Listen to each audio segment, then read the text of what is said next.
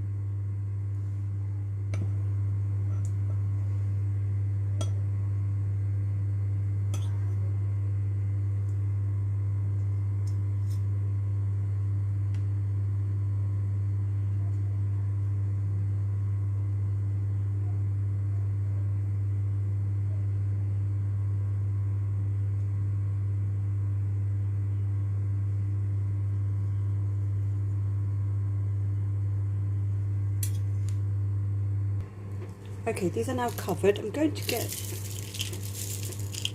some sprinkles and I'm going to just decorate these.